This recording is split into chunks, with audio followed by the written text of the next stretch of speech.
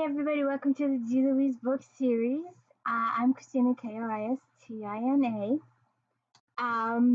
Please hit the like and subscribe. Let me know I'm doing a good job here. I'm just reading books, talking books, no special effects, no theme music, nothing special going on here.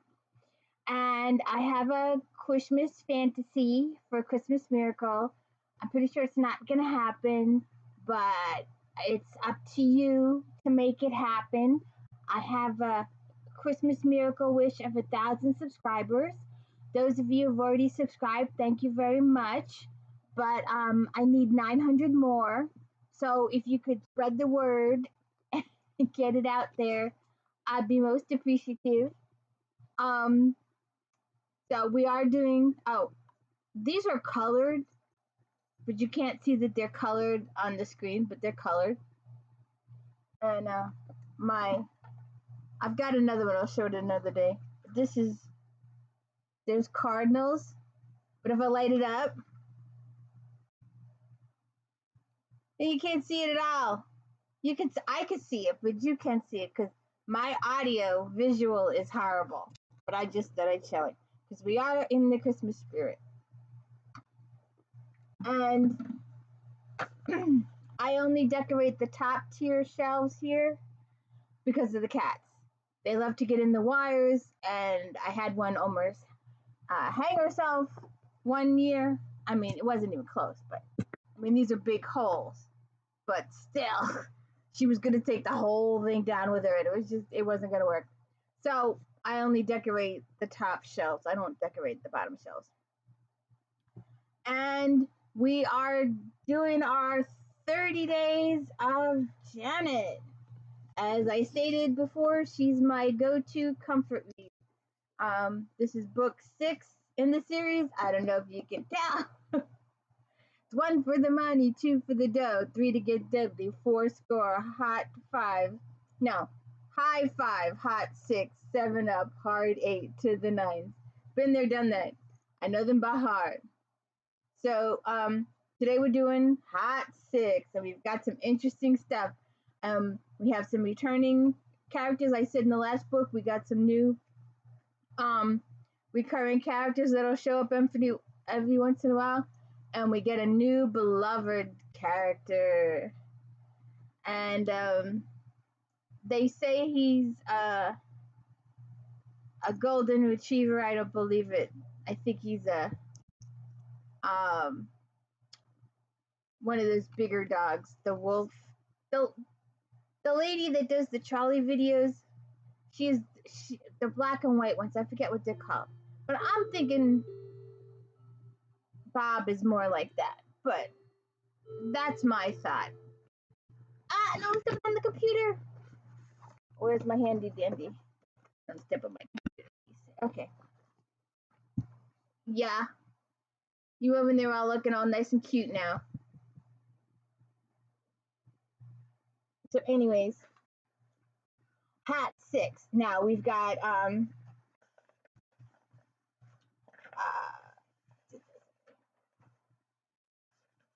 this. We've got Stephanie Plum, our bounty hunter. Sometimes she's good, sometimes she's not so good. She's got Lula, her co-worker.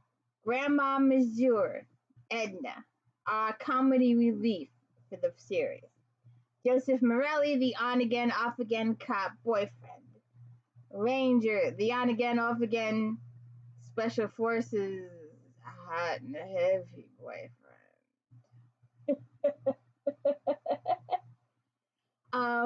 No matter the situation, if they go into one of those paintball shops or someone throws food, anything happens and Ranger is with them, Ranger will come out clean, Stephanie will come out covered. Also, I'm thinking of it. I've mentioned this before.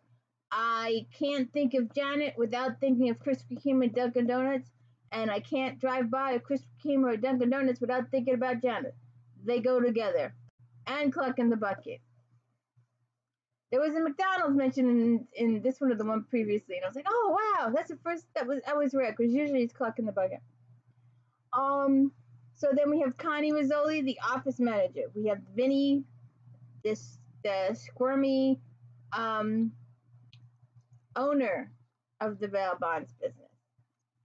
Lucille, his wife, makes an appearance rare, but she does in later books. Stephanie's mom, Ellen, and her father, Frank, and her best friend, Mary Lou Lonar, and Big Blue. I will tell you now that Big Blue will never, ever get hurt. What are you doing? What are you doing? He's over there. No. You're gonna miss it. You're gonna miss it. I can't show it. Ah! Come here. Come here. You're gonna do that trick. You're gonna do it on camera. Come here.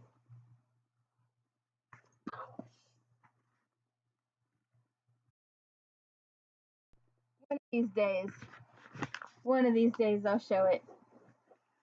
I'll show it. She washes her face. She fakes, washes her face. And she fakes. She does it a little more. She does it a little more. And then her paw goes under her collar and fling! It goes across her room. So where was I? One day. I'm not that good at camera stuff. I will let you know that Big Blue never gets hurt. Ever. It's against the law. Big Blue does not get hurt. He's a Buick. He does not get hurt. Joyce Barnhart is her arch enemy. She was the woman that she found on the dining room table with her husband. And her husband was Dickie Orr. Grandma Bella, Joseph's grandmother. I'm gonna put the eye on you. Eddie Garcia is a friend and a cop. And Carl Costanza is also a friend and a cop. We don't hear much from Sally Sweet this episode, and we don't hear much about Valerie. We will see Randy Briggs again. We hear about Tank, and Moonman and Dougie that we talked about in the last book make a large appearance in this book. So, here we are in Hot 6 with Cutie Pie over here. Yeah. You ham. You ham. I wish I could show her. People are not interested in my floor. So where was I? Oh, yes. What are you? You know, if you're going to look like that.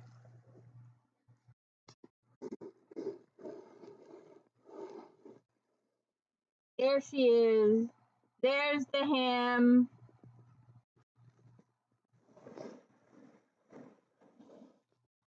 I'm sorry if that made a lot of noise. I don't hear a thing, but apparently when you play it back, the noise is horrendous. I apologize for that. That was just a sacrifice for cuteness. All right. So we start the book off. I gotta get this fixed. I got this used, I think.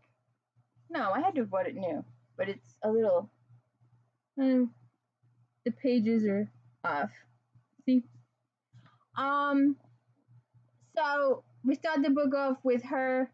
Carol Sabo had been in Fredericks, and she bought some sexy lingerie, and she got pulled over, and she was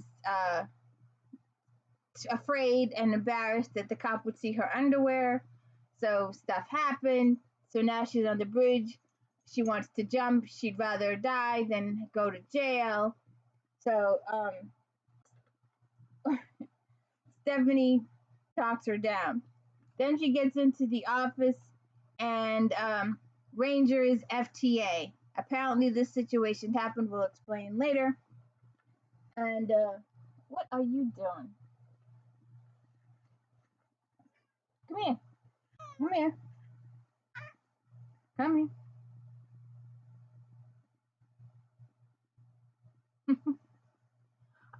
Apparently this situation happened, which will be explained later. But he was wanted for questioning in a murder investigation. So somebody arrested Ranger for carrying concealed. The whole world knows Ranger carries concealed, and this brand new rookie cop arrested him.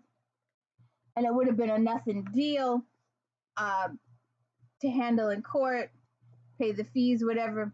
But because of this murder situation, Ranger skipped his court date. So Vinny wants Stephanie to bring Ranger in. And Stephanie is no way in hell going to bring Ranger in. So he gives it to Joyce. And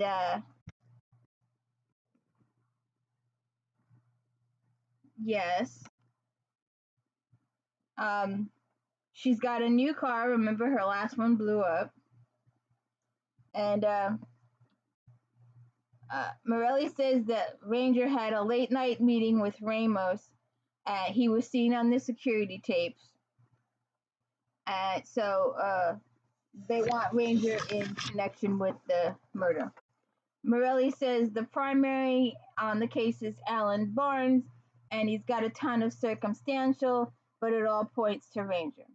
So she goes after another FTA, then changes her mind and goes to investigate the building where the fire was for Ranger. Then she goes to arrest Lenny Dale. He was the FTA, and in the middle of ranting at his wife, he was a wife beater. He has a heart attack and dies. So then she goes, Mooner missed his court date, and we will be seeing a lot of Mooner lately, and he will get something that he could have at least shared a little with Steph. But anyways, Steph is the only person that knows that he gets to keep the prize. But she goes after Mooner, and he's busy with a Rocky and Bullwinky marathon. So she decides to go have lunch and come back. And there are two Pakistani men in her parking lot, Habib and Mitchell, and they try to kidnap her, and they talk her. She talks her way out of it. Hey, I'm not going to pet you no more.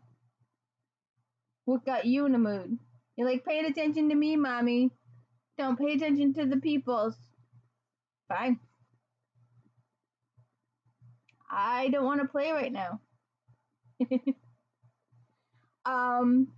So they follow her around because they're looking for Ranger. Their boss wants Ranger. She tells Mitchell and Habib to follow Joyce Barnhart because Joyce Barnhart has been assigned the case. They say they don't know Joyce Barnhart, they only know her, and they want to follow her.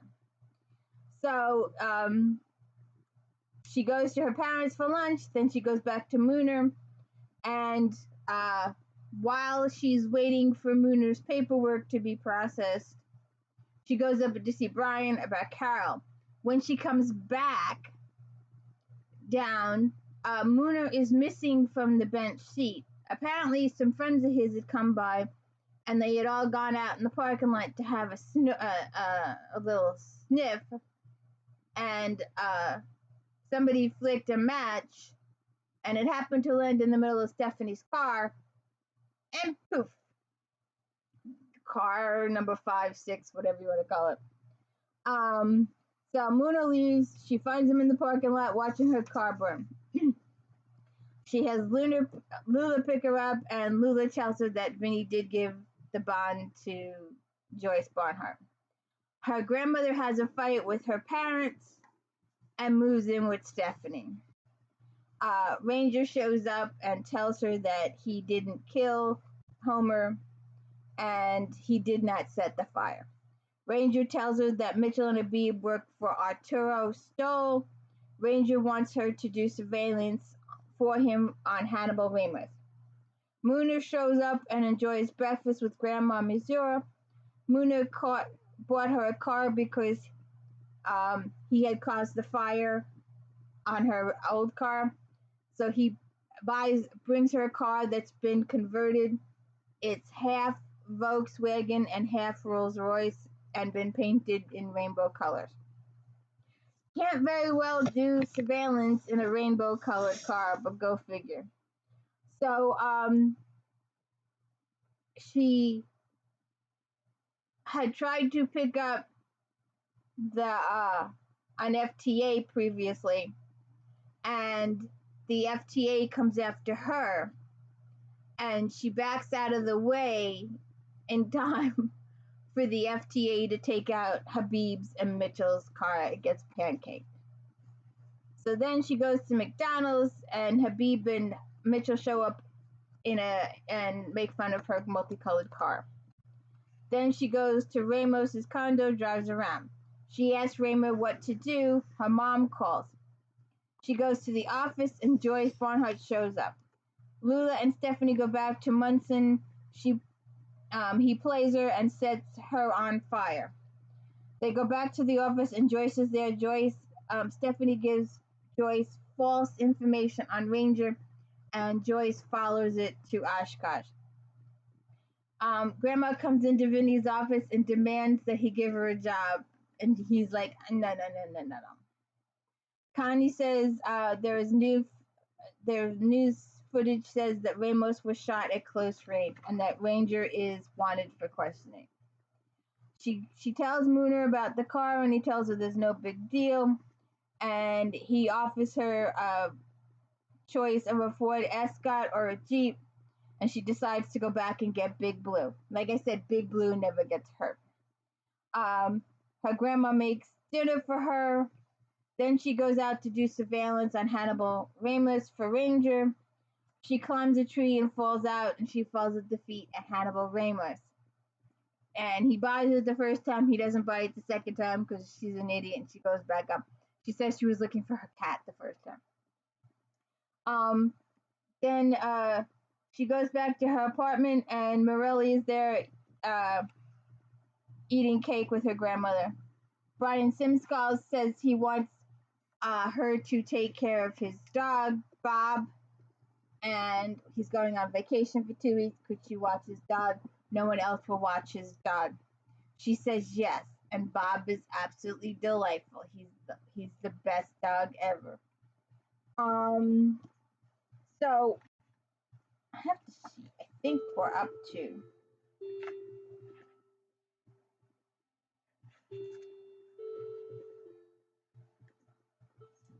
Not quite, not yet. Bob goes with Stephanie to work. Stephanie calls DMV. The car she spotted going into Ramos's house the other night was Terry Gilman, the infamous Terry Gilman that Stephanie is forever thinking is having an affair with Joe. She never is, but Stephanie always is looking for an excuse. She drives me crazy sometimes when she comes up with all these different excuses. Joyce Barnhart arrives, and she's pissed off at Stephanie for sending on a wild goose chase. So then they go to Munson's house again to pick him up. He's not home. They go to McDonald's. They go back, and Mitchell and Habib shows up, and they try to ram Big Blue, and instead Mitchell and Habib's car gets it again. So I mean, like I told you, Big Blue will never get hurt. She takes Bob for a walk around Ramos's house. He leaves. Steffel follows him to Alexander Ramos's house, the kid's house.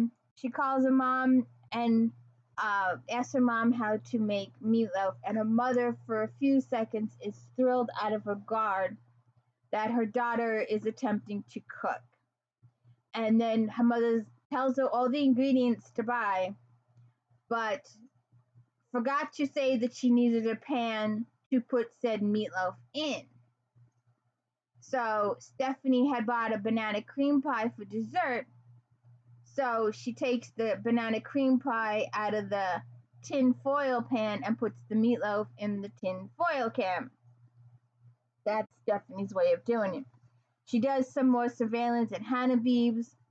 Then she goes home. Ranger comes over and shows her some pictures of people to identify. He wants her to check out Cynthia Lottie. She does that, goes nowhere. Then next morning, Habib and Mitchell have got their third car of the book. They say their boss wants Ranger because he has something that belongs to him. Simon tells her he doesn't want Bob back. She's going to keep Bob forever. Bob becomes a big help in situations. So, one of my favorite scenes in the book, uh, there's a couple of them. So, uh, they have this plan, but they need Bob to cooperate. And in this particular instance, Bob is not cooperating. So they have to steal another dog's excrement. So they do that, and the lady just thinks they're absolutely bonkers. So Lula went around front with the bag and a Bic. Bob and I went into the office through the back door. Habib and Mitchell were parked out curbside in front of the office directly behind my Buick. Connie and Vinny and I peeked out the window while Lula crept up behind the carpet car. She put the bag on the ground just past the rear bumper. We saw the lighter flame, and Lula jumped away and scuttled off the corner. Connie stuck her head out the door. "Hey," she yelled. "Hey, you guys in the car. There's something burning behind you." Mitchell rolled the window down. "What?" "There's something on fire behind your car." Mitchell and Habib got out to take a look, and we all hustled through the door to join them. "It's just some trash," Mitchell said to Habib. "Kick it out of the way so it don't damage the car." "It's flaming," Habib said. "I don't want to touch a flaming bag with my shoe." This this is what happens when you hire a fucking camel jockey, Mitchell said. "You people have no work ethic." "That is not true. I work very hard in Pakistan. In my village in Pakistan, we have a rug factory, and my job is to beat the unruly children who work there. It's a very good job." "Wow," Mitchell said. "You beat the little kids who work in the factory?" "Yes, with a stick. It's a highly skilled position. You must be careful when beating the children not to crush their little fingers, or they will not be able to tie the very fine knots." "That's disgusting," I said. "Oh no," Habib said. "The children like it, and they make much money for their families." He turned to Mitchell and shook his finger at him.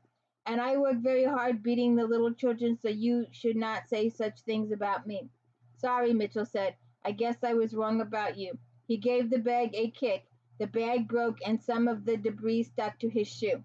"What the hell?" Mitchell shook his foot, and a flaming dog shit flew everywhere. A gob landed on the carpet on the car, where the hiss of ignition and flames spread everywhere. "Holy crap," Mitchell said, grabbing Habib, falling backward over the curb. The fire popped and crackled, and the interior went conflagration. There was a small explosion when the gas tank caught, and the car engulfed in black smoke and flame. "Guess they didn't use one of them flame retardant carpets," Lula said. Habib and Mitchell were pressed flat to the building, mouths open. Lula says, "You can go now." That was the distraction, so she could leave. So it draws a crowd. So later on, a ranger warrant has been issued for Ranger's arrest because he's wanted in questioning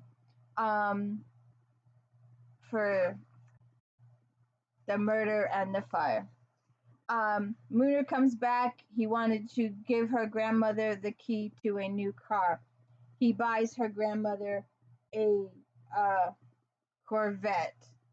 Picture a 90-year-old woman. And if you've ever, there was a movie on this on the book one for the money, and the reason it flopped was because the casting was horrible.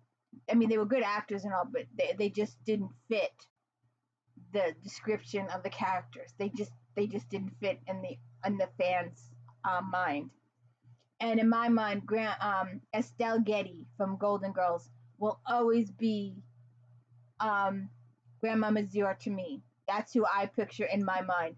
So picture Estelle Getty in her costume for Golden Girls as Grandma Mazur. And picture Grandma Mazur driving a Corvette. The next morning, Habib and oh, wait a minute. I had to. There have been talk previously. Uh, Lulu and Stephanie totally absolutely believe that Ranger lives in the Batcave.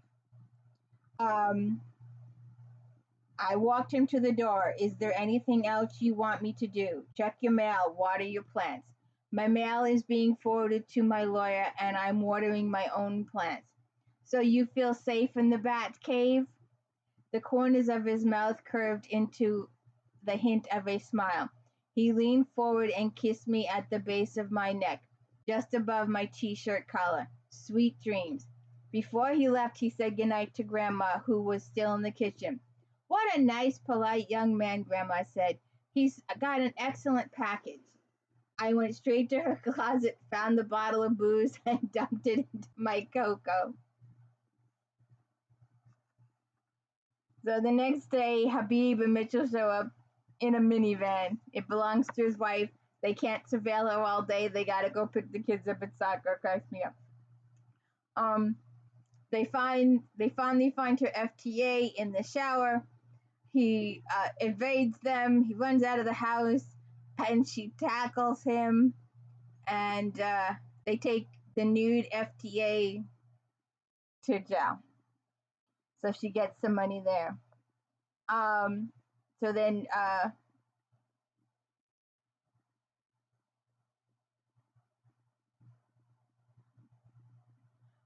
they decide to go to her parents' house for dinner, and Grandma has picked up a guy in the elevator who's older than she is, and they all go over to the parents' house for dinner. Um, Grandma tells Steph's parents she bought the Corvette. Bob eats all the dessert. Never leave Bob alone with any type of food ever. Um, Stephanie's having trouble sleeping because Grandma snores. So she goes on a candy run. She goes to check on Hannibal. She sees Ranger come out of Hannibal's house. She goes home and wakes up and finds Muna and Dougie looking at her. Uh, why did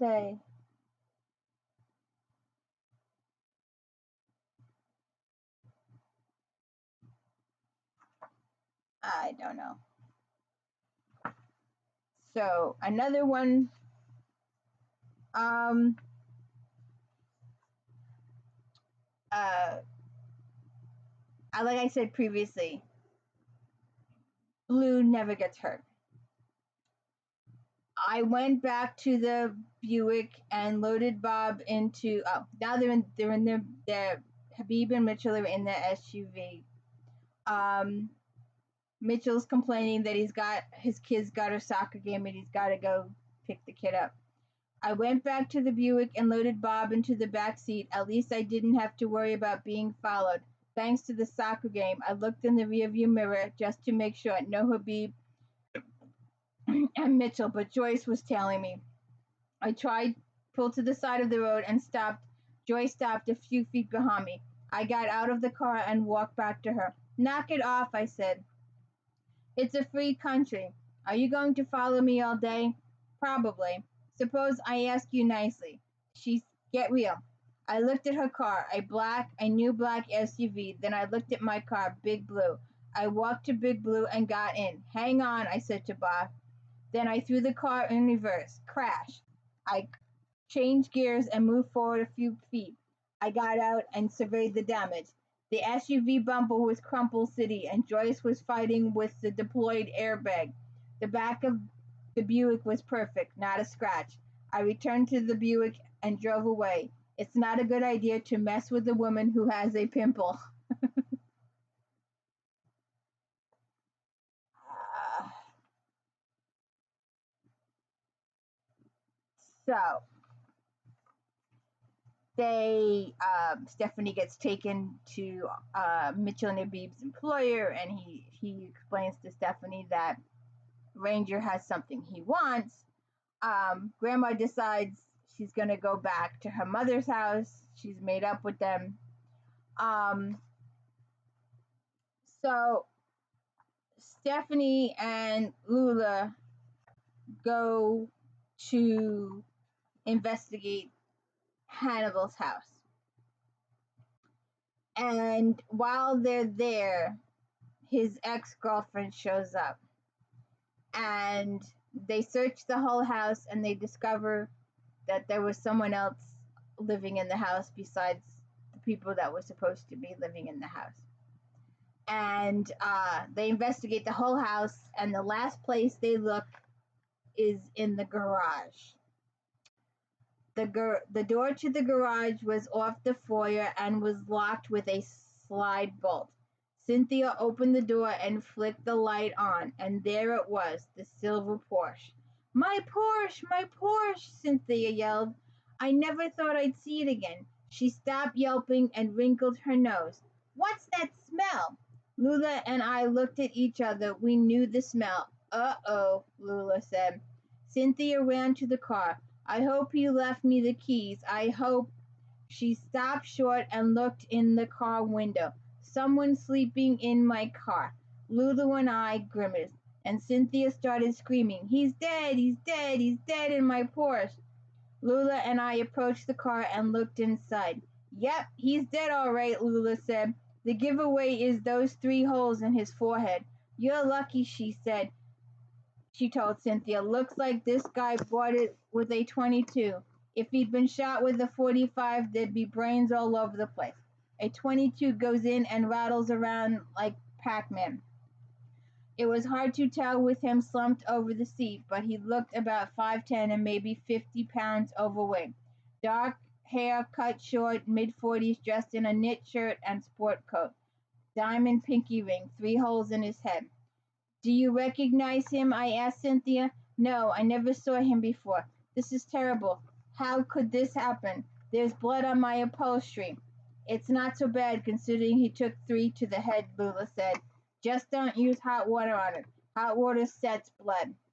Cynthia held the door open and was trying to wrestle the dead guy out of the car, but the dead guy wasn't cooperating. I could use some help here, Cynthia said. Someone go around to the other side and push. Hey, wait a minute, I said. This is a crime scene. You should leave everything alone. The hell I will, Cynthia said. This is my car and I'm driving away with it. I work for a lawyer. I know what happens. They'll impound this car until the world comes to an end. And then his wife will probably get it. She had the body halfway out, but the legs were stiff and wouldn't unbend. When Siegfried and Roy, we need Siegfried and Roy here, Lula said.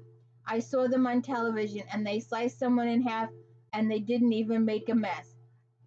Every time I do a podcast, that clock goes off. It doesn't tell time.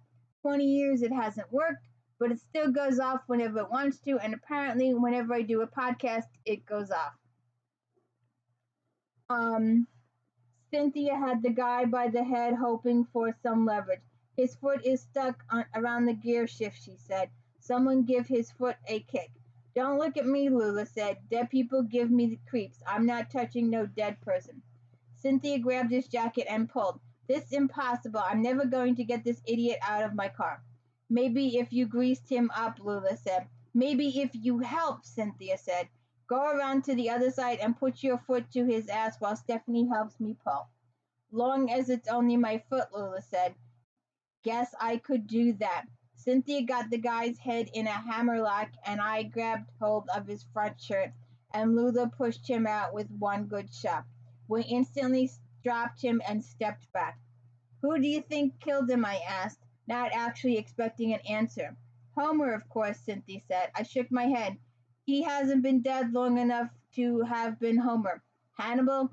Don't think Hannibal would leave a job in his own garage. Well, I don't care who killed him, Cynthia said. I got the Porsche and I'm going home.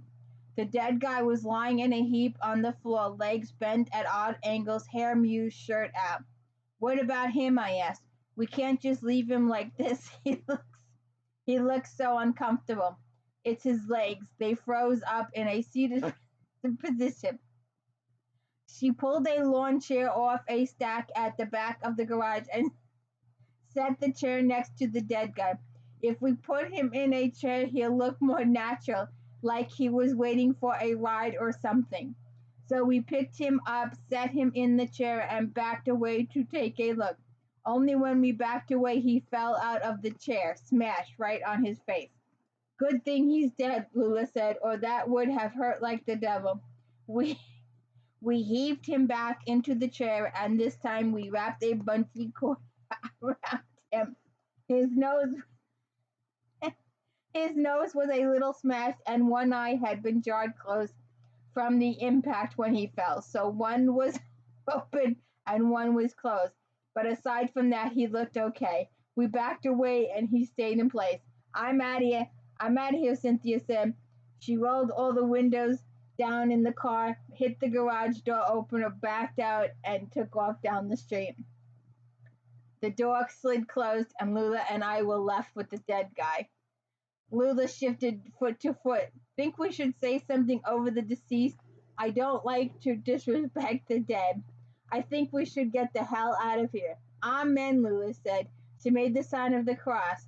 I thought you were a Baptist. Yeah, but we don't get any hand signals for occasions like this.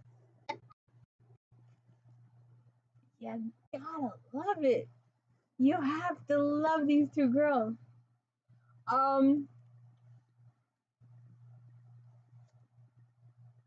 So Ranger comes back.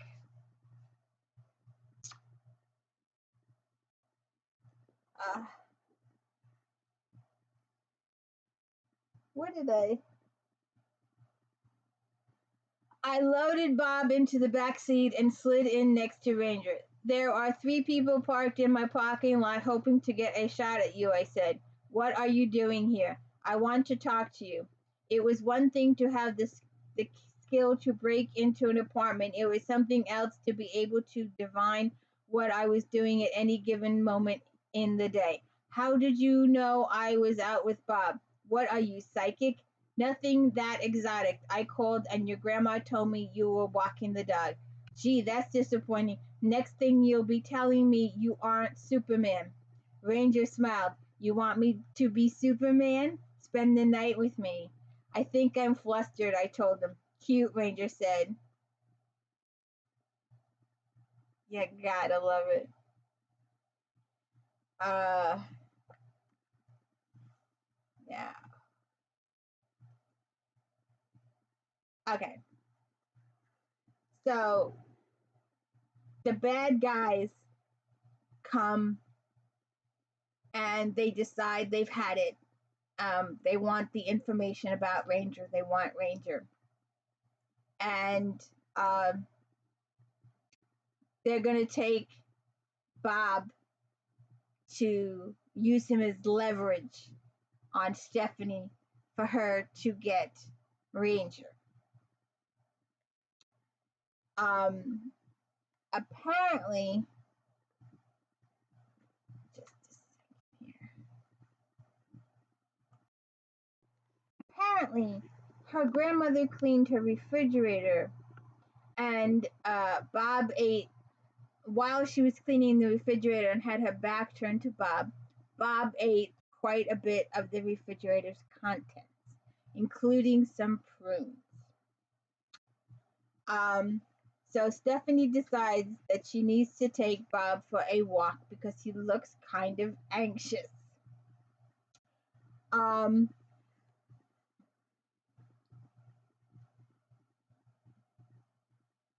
I looked at Bob. His nose was running and his stomach looked like he swallowed a beach ball. Geez, Bob, I said, you don't look too good. Bob burped and passed gas. Maybe we should go for a walk. Bob started to pant. Drool dropped onto the floor and thunder rumbled in his stomach. He lurched forward and hunched over. No, I shouted, not here. I grabbed his leash and my shoulder bag and dragged him out of the apartment and down the hall. We didn't wait for the elevator. We took the stairs and ran through the lobby. I got him outside and was about to cross the lot when the Lincoln suddenly screeched to a halt in front of us. Mitchell jumped out of the car, shoved me to the ground, and grabbed Bob. By the time I scrambled to my feet, the Lincoln was in motion. I shrieked and ran after it. I Lorelai Petty does this. Lorelai King does this so much better, and she reads it so straight that you're dying. You're in tears. The tears are running down your face by the end of this. But the car already out of the lot onto St. James Street. Suddenly it stopped short. The doors were thrown open and Habib and Mitchell jumped out. Jesus Christ. Mitchell yelled, God damn,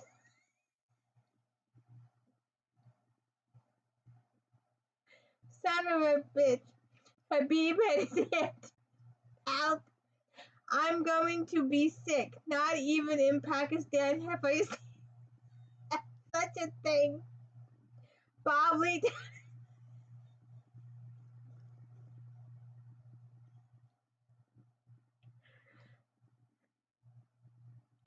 you can't make this stuff up. Bob leaped out of the car, tail wagging, and ran to me. His stomach looked nice and slim again, and he wasn't drooling and panting. Feel better now, fella, I said, scratching behind his ears just the way he liked it. Good boy, good boy.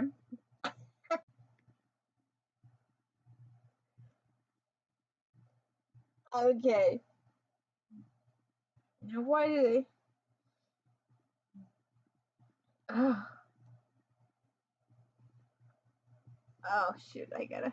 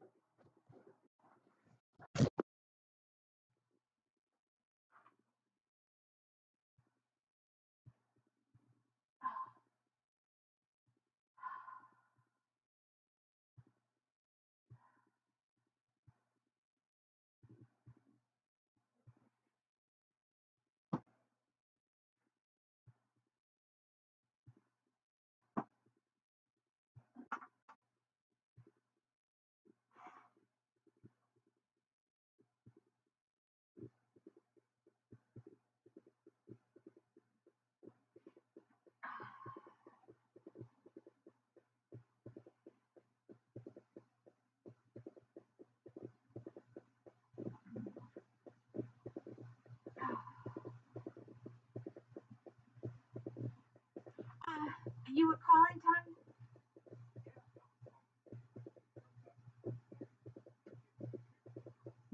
Sure. He needs the whole. The. Okay.